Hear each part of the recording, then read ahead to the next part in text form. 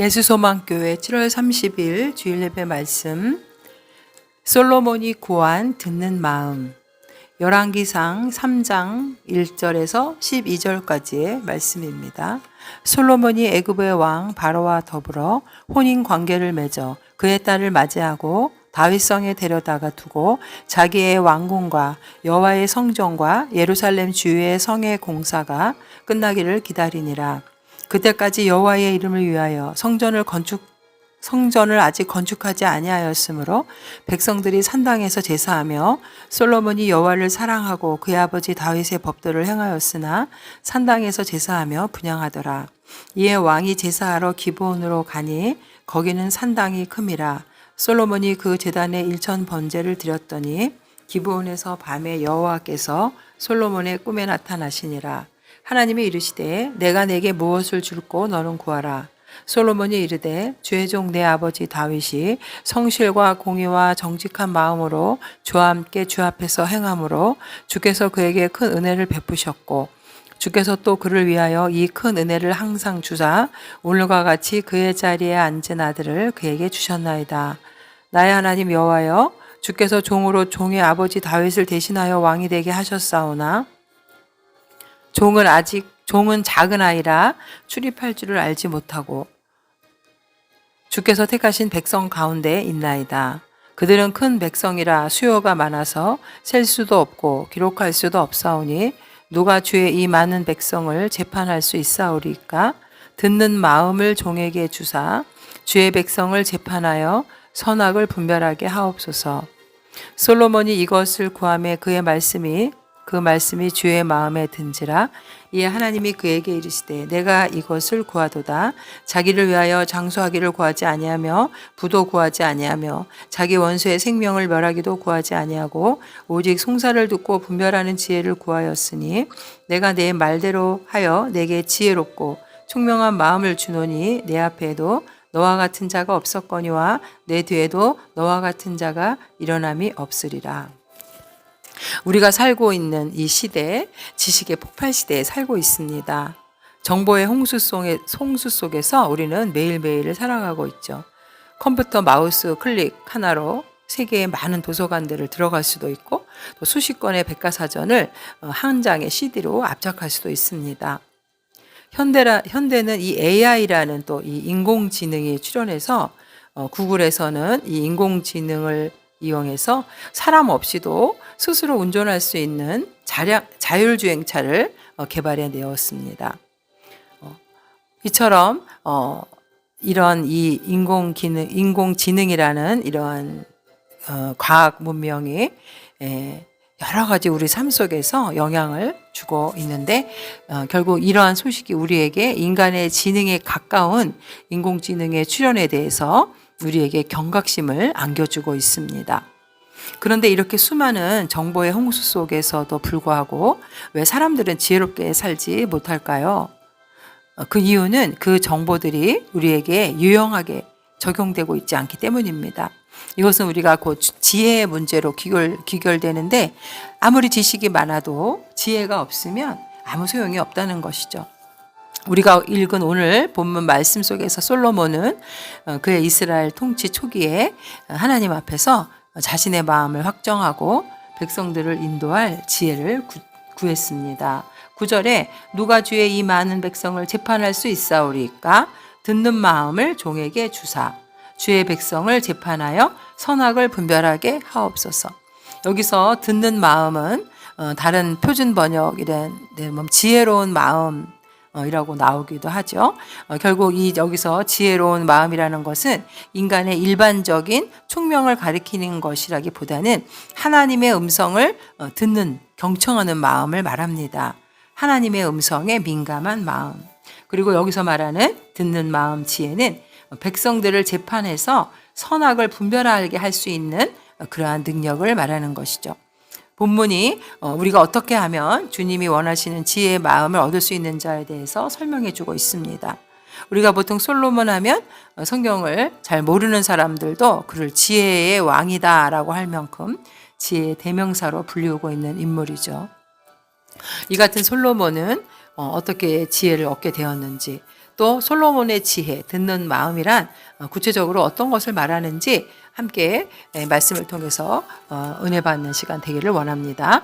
솔로몬이 어떻게 지혜를 얻게 되었을까요? 첫째는 솔로몬은 하나님을 사랑했기 때문에 1000번제를 드렸다라고 나옵니다. 3절에 솔로몬이 여호와를 사랑하고 그의 아버지 다윗의 법도를 행하였으나 산당에서 제사하며 분향하더라. 솔로몬은 예배를 통해서 하나님께 지혜를 얻게 된 것입니다. 솔로몬은 하나님을 지극히 사랑했습니다. 이것이 1000번제라는 예배의 형태로 나타난 것이죠. 솔로몬이 1000번제를 드린 것은 의무와 규율 때문이기 이전에 하나님을 사랑하는 순수한 마음 때문이었습니다. 이와 같이 우리 성도들도 하나님께 예배드리는 이 동기가 순수하게 하나님을 사랑하기 때문에 드려야 하는 것이죠. 여호와를 사랑하는 사람만이 여호와의 계명에도 순종할 수 있습니다. 성도는 여호와의 계명을 지키고 순종하는 것을 통해서 하나님께 대한 자신의 사랑을 입증할 수 있죠. 그래서 요한복음 14장 15절에 예수님은 너희가 나를 사랑하면 나의 계명을 지키리라 이렇게 말씀하셨습니다. 여호와께 대한 솔로몬의 사랑은 1000번제를 드리는 것으로 나타냈는데 여기서는 간략하게 1000번제라고 나왔지만 역대상 29장 21절에 보면 이튿날 여호와께 제사를 드리고 또 여호와께 번제를 드리니 수송아씨가 1000마리요 순양이 1000마리요 어린 양이 1000마리요 또 그 전제라. 결국 딱 1000마리만이 아니라 이렇게 수송아지 순양 어린 양을 1000마리씩 드렸다는 거. 결국 그의 하나님께 대한 열심과 사랑이 구체적으로 나타나고 있습니다. 성도에게 있어서 여호와를 사랑하는 마음은 바로 예배죠. 구약에서 하나님께 드리는 제사 의식은 결국 제사를 드리는 자가 실제로 하나님을 경외하고 있다는 것을 구체적으로 나타내는 표현 방법이라 할 수 있죠.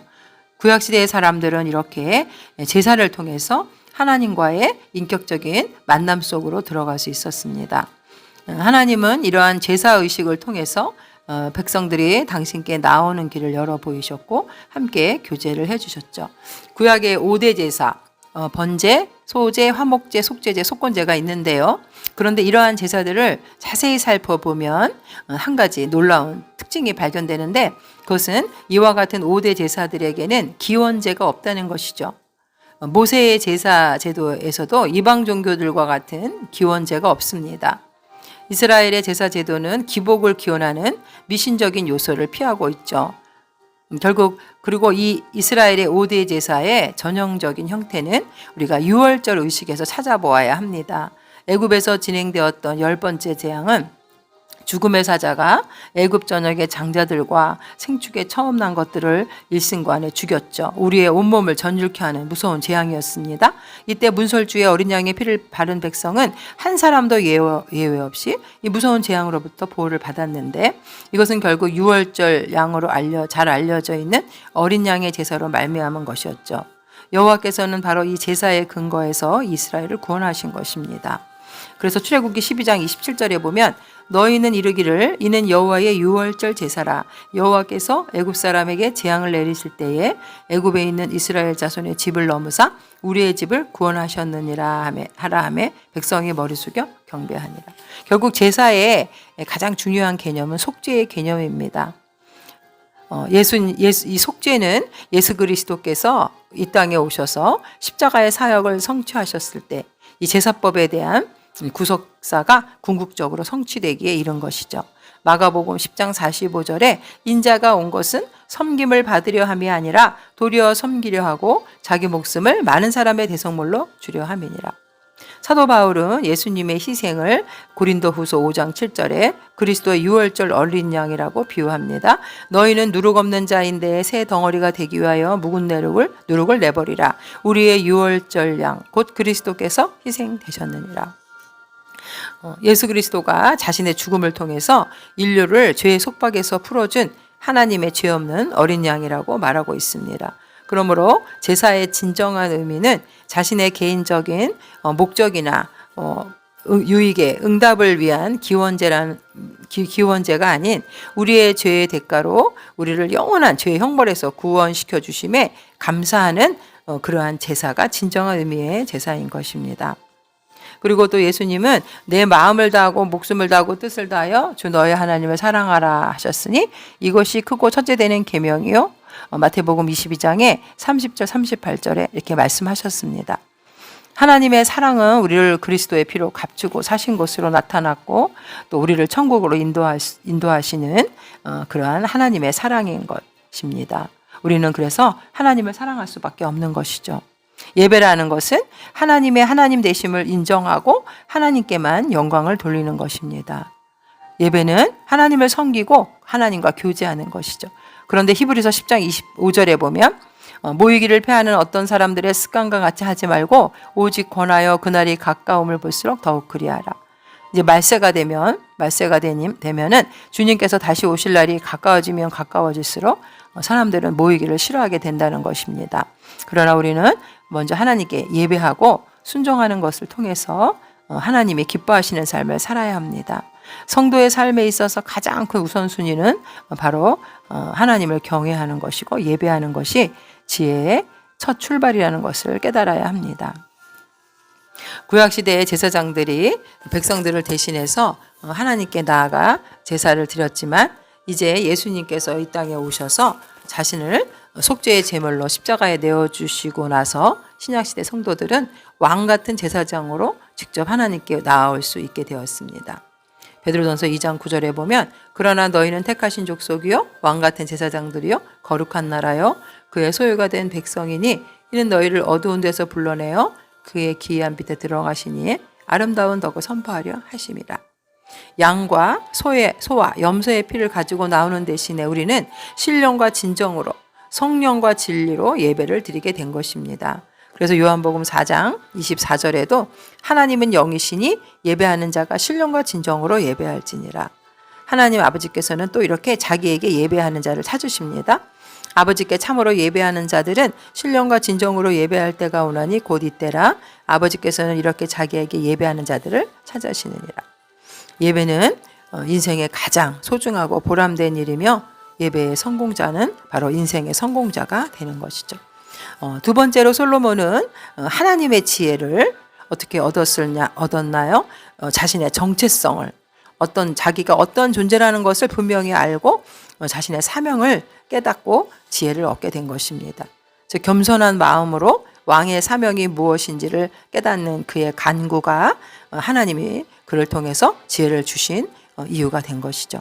솔로몬이 왕으로 등극했을 때 그는 자신에 대해서 종은 작은 아이라 출입할 줄을 알지 못하고 7절에 나옵니다. 라고 고백하죠. 사실 솔로몬은 왕가에서 정통 교육을 받았고 탁월한 지식을 가지고 있었고 얼마든지 자신의 힘으로 의지할 수 있는 젊음이 있었죠. 그럼에도 불구하고 솔로몬은 자신의 분별력과 지혜, 삶의 식견이 부족하다고 말하는 것입니다. 인간의 가장 놀라운 지식은 바로 자신의 연약함을 아는 것이죠. 우리는 창조주 하나님 앞에서 자신을 종으로 피조물로 인식해야 합니다. 다윗도 자기 인생의 한계를 깨닫고 호흡을 주신 하나님을 깨닫는 지혜의 마음이 있었는데 시편 39편 4절에 보면 여호와여 나의 종말과 연한이 언제까지인지 알게 하사 내가 나의 연약함을 알게 하소서라고 고백했습니다. 또 인간의 마음은 거짓되고 심히 부패한 것이기 때문에 자기를 아는 지혜가 대단히 무지합니다. 예레미야 17장 9절에 만물보다 거짓되고 심히 부패한 것은 마음이라 누가 능히 이를 알리오마는 나 여호와는 심장을 살피며 폐부를 시험하고 각각 그의 행위와 그의 행실대로 보응하노니. 그래서 마태복음 7장 2절에도 너희가 비판하는 그 비판으로 너희가 비판을 받을 것이요 너희가 헤아리는 그 헤아림으로 너희가 헤아림을 받을 것이니라. 어찌하여 형제의 눈 속에 있는 티는 보고 내 눈 속에 있는 들보는 깨닫지 못하느냐. 우리는 함부로 이웃을 인간의 죄성을 가지고 판단할 수 없다는 것입니다. 솔로몬의 이 같은 고백은 그가 하나님 앞에서 자신의 위치를 구속사적으로 능히 해석하고 있었다는 사실을 보여줍니다. 이 사실은 7절에서 다윗을 대신하여 왕이 되게 하셨사오나 거기에서 다윗은 결국 이 하나님의 나라 다윗을 통해서 수립된 하나님의 나라가 자신을 통해서 이제는 더 풍성한 모습으로 발전해 나갈 수 있기를 원하는 하나님의 뜻과 계획을 잘 이해하고 있었던 것입니다. 솔로몬은 자신이 이스라엘 왕으로 택함을 받았지만 그에게는 택하신 백성 주께서 택하신 백성 가운데 있나이다. 왕상 3장 8절에 그들은 큰 백성이라 수요가 많아서 셀 수도 없고 기록할 수도 없어. 여기서 중요한 것은 주의 택하신 백성이라는 단어인데요. 결국 이 백성은 자신이 통치하는 백성이 아니라 하나님의 백성이라는 것입니다.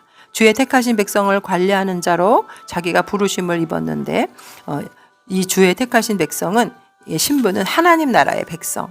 하나님 나라에 하나님께서 왕이 친히 되셔서 하나님이 통치하시는 백성이라는 것을 그는 알았다는 것입니다. 이것은 세속적인 통치와는 다르고 이 백성들을 구원으로 인도하는 통치를 말하죠. 이때 율법은 하나님께서 자기 백성을 다스리시는 통치의 원리가 되는 것입니다. 그리고 이 통치는 하나님께서 당신의 통치를 대행할 인간 왕을 세우심으로 발휘가 되는 것이죠. 여기서 솔로몬이 선택된 것입니다.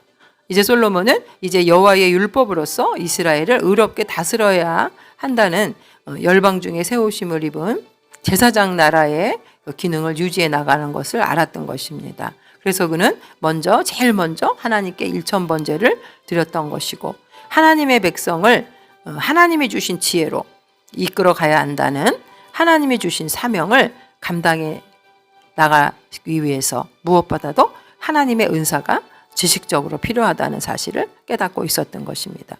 이런 의미에서 솔로몬의 간구는 하나님의 뜻대로 구하는 기도였던 것이죠. 그러나 안타깝게도 인간은 부패에 빠져 있는 까닭에 사실상 마땅히 빌 바를 알지 못한다고 성령은 말합니다. 로마서 8장 26절에도 이같이 성령도 우리의 연약함을 도우시나니 우리는 마땅히 기도할 바를 알지 못하나 오직 성령이 말할 수 없는 탄식으로 우리를 위하여 친히 간구하시니라. 솔로몬은 자신의 영광을 구하는 것이 아니라 오직 그의 나라와 그의 의를 구하고 있었던 것이고 이것이 솔로몬의 지혜로운 모습이었던 것입니다. 하나님의 백성에 있어서 지혜로워야 한다는 것은 가장 필수적인 것이죠. 그래서 시편 119편에도 보면은 125절에 나는 주의 종이오니 나를 깨닫게 하사 주의 증거들을 알게 하소서.